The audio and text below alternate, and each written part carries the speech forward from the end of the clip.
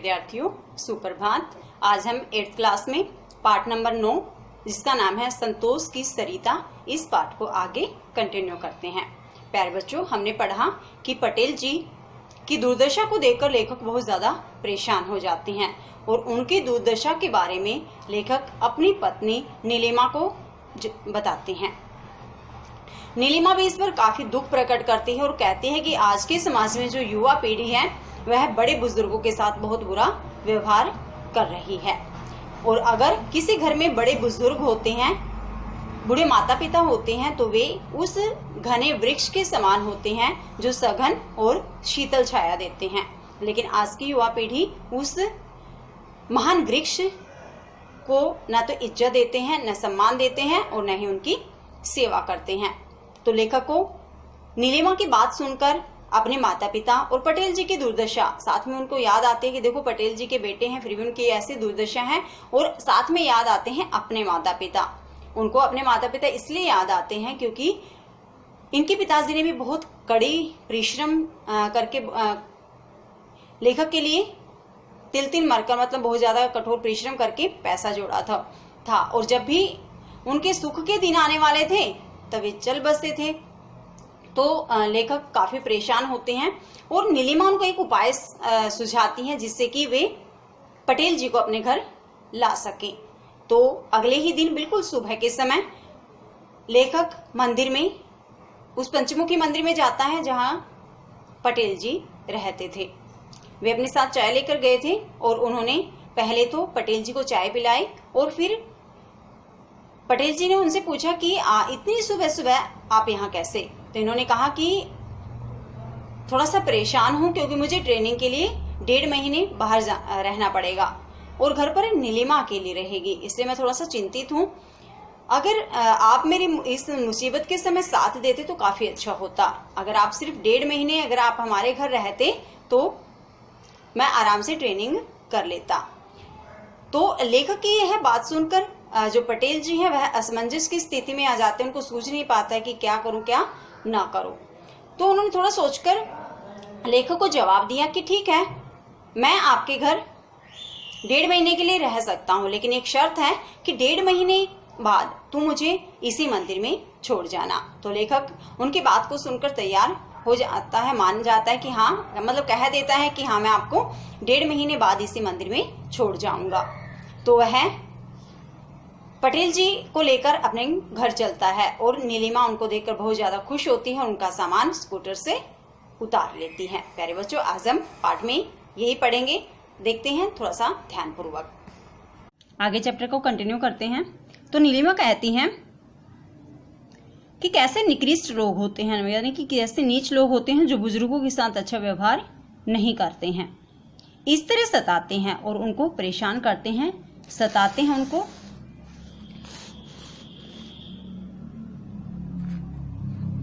जरा भी शर्म हया नहीं बची है, मतलब उनको बिल्कुल भी शर्म नहीं आती। ऐसे लोगों को तो चुल्लू भर पानी में डूब मरना चाहिए, जो लोग बड़े बुजुर्गों की सेवा नहीं करते। ये लोग यह भूल जाते हैं कि उनकी संतान भी उनके साथ वैसा ही व्यवहार कर सकती है और ये लोग भूल जाते हैं कि जो उनकी संतान है हो सकता है वह भी उनके साथ वैसा ही व्यवहार करे। बुजुर्ग तो पूजनीय होते हैं, जो बड़े बुजुर्ग होते हैं, बड़े बूढ़े होते हैं, वे तो पूजा के योग्य होते हैं। उनकी दुआ से घर में सुख चैन समृद्धि आती है और उनके आशीर्वाद से ही घर में सुख चैन आता है, सुख मिलता है और समृद्धि आती है। समृद्धि का अर्थ होता है उन्नति या फिर बरकत होती है। वे परिवार के सिर पर शीतल और सघन छाया होते हैं। जो परिवार में, जिस परिवार में बड़े बुजुर्ग होते हैं, वे परिवार पर कैसे होते हैं? एक विशाल वृक्ष के समान जो शीतल और घनी छाया देने वाले होते हैं। नीलिमा के मुख से इस शीतल छाया की बात सुनकर मेरे मन में पीड़ाकृत वेदना के बवंडर उठने लगे। तो जैसे ही नीलिमा ने ये बात कही तो ये बात सुनकर लेखक कहते हैं कि मेरे मन में पीड़ाकृत वेदना, पीड़ाकृत वेदना क्या होता है? कष्ट से उपजा हुआ दुख, कोई कष्ट है और उस कष्ट की वजह से हमारा मन बहुत ज्यादा दुखी हो जाता है, तो वह होता है पीड़ाकृत वेदना। लेखक के मन में बहुत ज्यादा दुख होने लगा, किसको लेकर?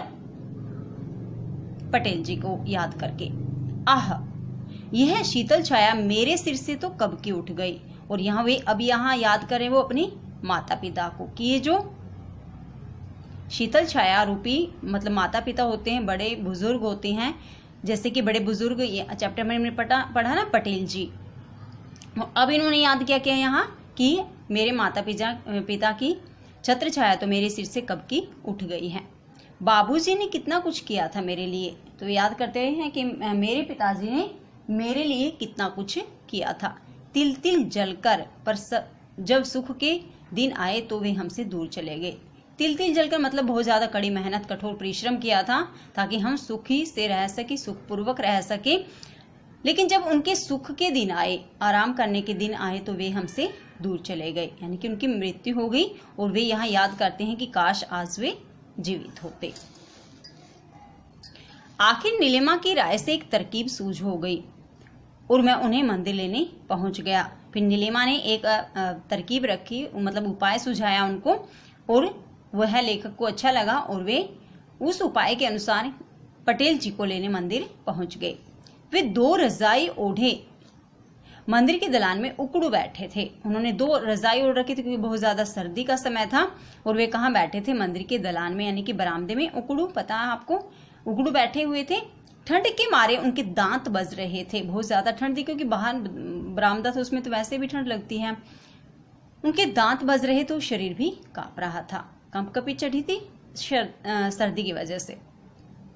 लेकिन मुझे देखते ही देखते उनके झुर्रियों भरे कष्ट युक्त चेहरे पर प्रसन्नता की लुनाई फूट पड़ी। लेकिन लेखक कहते हैं कि जैसे ही उन्होंने मुझे देखा तो मुझे देखते ही उनके झुर्रियों भरे कष्ट युक्त चेहरे पर, यानी उनके चेहरे पर क्या था, झुर्रियां पड़ चुकी थी ना, काफी कष्ट युक्त चेहरा था, दुखी चेहरा था उनका। लेकिन जब उन्होंने लेखक को देखा तो उनके चेहरे पर प्रसन्नता की लुनाई, लुनाई होता है बेटे सलोनापन होता है, बिल्कुल थोड़ी सी चमक आ जाना खुशी की। सुबह ही सुबह कहाँ? उन्होंने कहा कि इतनी सुबह आप यहाँ कहाँ? उन्होंने पूछा। लेखक कहते हैं बस आप तक ही आया था। तो पटेल जी की बात का जवाब देते हुए लेखक ने कहा कि मैं तो बस आप तक ही आया था। मैंने कहा झटपट उनके झोले से उनका स्टील का गिलास निकाला, वो थर्मस में उनके लिए लाई चाय को उसमें उड़ेल दिया। तो उनके पास जो झोला था, बैग था जो उनके पास, उसमें स्टील का जो गिलास रखा था उसको निकाला। वो थर्मस में चाय लाया था लेखक और उन्होंने उस गिलास में चाय डाल दी। कोई खास बात तो नहीं? चाय पीते हुए उन्होंने मुझसे पूछा। तो पटेल जी ने चाय पीते हुए लेखक से पूछा कि कोई खास बात तो नहीं कि जो सुबह सुबह मंदिर आए हो? लेखक कहते हैं कि खास बात तो नहीं, मुझे 1.5 माह की ट्रेनिंग पर बाहर जाना है, घर पर नीलिमा अकेली रहेगी। तो इन्होंने कहा कि कोई खास बात तो नहीं है, लेकिन मुझे ना 1.5 महीने के लिए ट्रेनिंग पर बाहर जाना पड़ेगा और घर पर नीलिमा जो है वह अकेली रहेगी। तो पटेल जी कहते हैं फिर आपके पास आया था, यदि आप वहां रहते तो मेरा ट्रेनिंग का समय 1.5 माह ना आराम से निकल जाता। तो उन्होंने कहा कि अगर जब तक मैं ट्रेनिंग करके आऊं, अगर आप मेरे घर रहते तो मुझे अच्छा लगता और मैं वहां 1.5 महीने बिल्कुल आराम से ट्रेनिंग करके आता, क्योंकि मुझे घर की चिंता नहीं रहती। अच्छा, वह कुछ असमंजस की सी स्थिति में सोच विचार करने लगे। असमंजस की सी स्थिति क्या होता है? क्या करे क्या या क्या न करे समझ न पाने की दशा। कई बार हमारा मन उलझ जाता है कि क्या मुझे करना चाहिए और क्या नहीं करना चाहिए, और हमें कई बार समझ नहीं आता, तो वह होता है असमंजस की सी स्थिति। फिर बोले चलो तो सही, ट्रेनिंग से आते मुझे यहीं पहुंचा दे। तो उन्होंने कहा कि मैं ठीक है तुम्हारे साथ चल पड़ूंगा, लेकिन जैसे ही तुम्हारी ट्रेनिंग पूरी होगी मुझे ना यहीं पहुंचाना, यानी मंदिर में ही छोड़ना है। आप निश्चिंत रहे, ट्रेनिंग से आते ही मैं आपको यहीं पहुंचा दूंगा। तो लेखक कहते कि आप चिंता मत करो, जैसे ही मेरी ट्रेनिंग पूरी होती है ना मैं आपको यहीं पहुंचा दूंगा। स्कूटर की आवाज सुनकर नीलिमा फुर्ती से बाहर निकली। जैसे स्कूटर की आवाज सुनी नीलिमा यानी जो लेखक की पत्नी थी उनको, तो बड़ी ही चुस्ती फुर्ती के साथ घर से बाहर निकली। स्कूटर से झटपट उन्होंने काकासा का सामान उतारा। तो नीलिमा ने फटाफट से स्कूटर से काकासा का यानी पटेल जी का सामान उतारा। मैं काकासा को सहारा देकर बैठक तक लाया। और लेखक कहते हैं कि मैंने काकासा को यानी पटेल जी को सहारा दिया और मैं उनको बैठक तक लेकर आया। 1.5 माह की अवधि के बाद काकासा अक्सर नीलिमा से पूछा करते थे, बहू जी भैया जी ट्रेनिंग से कब वापस आएंगे? तो 1.5 महीने का समय था। उन्होंने कहा था कि मैं 1.5 महीने में वापस आ जाऊंगा। तो उस समय कई बार पूछते कि बेटा मतलब जो बाबूजी हैं यानी कि जो लेखक उनके बारे में पूछते कि वो ट्रेनिंग से कब आएंगे। वह उन्हें झूठा दिलासा देती, बस अब वे आने को ही है। तो वह क्या कहती कि वे बस अब आने को है। इससे ऊपर थोड़ी सी 4 हमारी क्या मुख्य क्वेश्चन है। देखिए, पटेल जी ने अपना घर छोड़ने का तात्कालिक कारण, पटेल जी के अपना घर छोड़ने का तात्कालिक कारण क्या था? छोटी बहू द्वारा मतलब खाने में नमक न डालना और थाली को खींच लेना। वे कौन से मंदिर पर सोते बैठते थे? पंचमुखी मंदिर में। घर लाने की तरकीब के लेखक को किसने सुझाई? उनकी पत्नी नीलिमा ने। पटेल जी किस शर्त पर लेखक के घर चलने को राजी हुए? जब पटेल जी ने कहा कि ट्रेनिंग से वापस आकर आप मुझे इसी मंदिर में पहुंचा देंगे। मैं किसी ट्रेनिंग में नहीं गया था, और लेखक कहते कि मैं किसी कहीं ट्रेनिंग पर नहीं गया था। नीलिमा से वहां मंदिर पर उनके द्वारा उठाए जा रहे दुख देखे नहीं जा रहे थे, और जो लेखक की पत्नी थी उनसे पटेल जी द्वारा उठाए जा रहे दुख, यानी कि इतनी सर्दी में वहां बैठना, मांगकर खाना, मतलब ये सारे दुख ना उनसे देखे नहीं जा रहे थे। मैं रोज घर के पिछले दरवाजे से अपनी नौकरी पर आता जाता था। लेखक कहते हैं कि मैं ट्रेनिंग पर नहीं गया था, घर पर ही था, और जैसे ही घर में दो तरफ दरवाजे होते हैं तो लेखक क्या कहते हैं कि मैं पिछले वाले दरवाजे से नौकरी पर आता जाता रहता था।